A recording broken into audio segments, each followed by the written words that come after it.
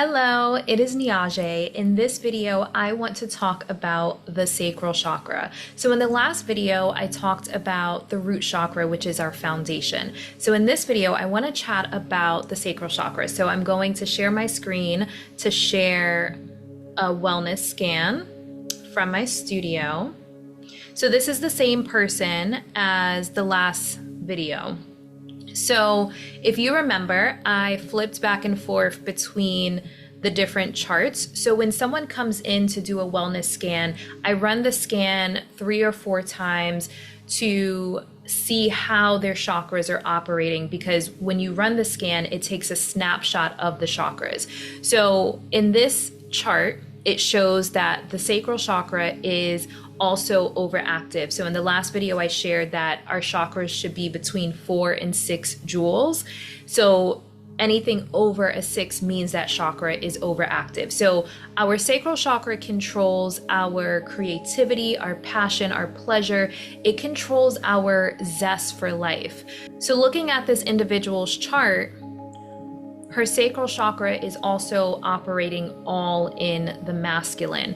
So when someone's chakras are operating in the masculine, it's more external facing.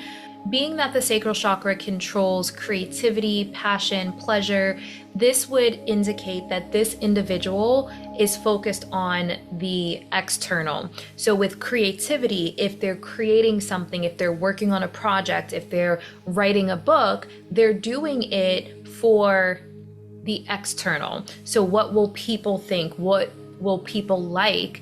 And it's more external facing versus what the person is feeling called to create.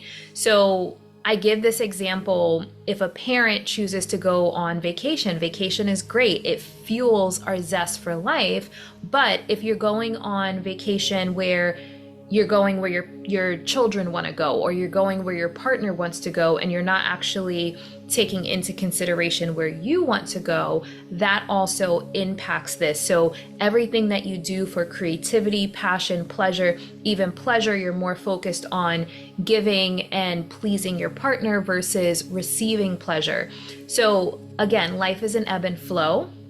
It's important that we're receiving and we're checking in and we're creating from our heart. We're creating from our soul versus creating what we think people want to see.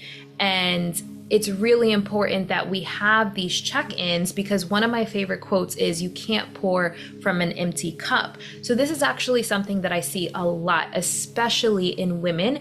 There's a lot of people pleasing. So when someone is constantly people pleasing, they're pouring into others, pouring into others, pouring into others, to the point of their cup becoming depleted, them losing their zest for life, because they don't even know what they want anymore, because they've been so focused on what everyone around them wants. And this is also the chakra where we hold repressed anger. One of the biggest things that I see is women having a block in this chakra and it leading to womb issues. So there's an unreal amount of PCOS, endometriosis, cysts, fibroids, fertility issues, because we store repressed anger and rage and frustration in this chakra. And women are programmed to be ladylike. So feelings of anger, rage, frustration are not acceptable.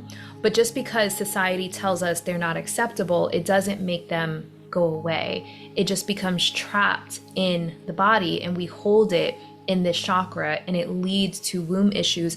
And also I've seen it leading to autoimmune diseases, constantly pouring and pouring and pouring into others, to where you're depleted, the body starts to shut down.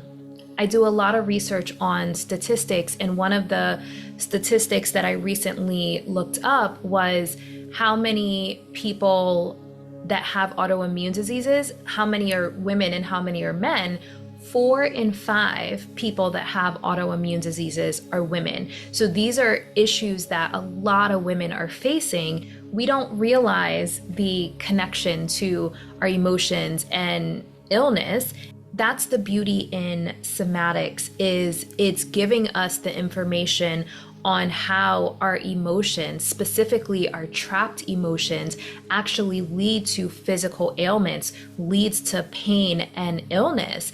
And if we can have this awareness and see the issues before they actually turn into something serious, that's powerful. So these wellness scans are showing people where there's imbalances, where there's blocks, so they can make the necessary shift in their life to improve their mental, emotional, and physical well-being.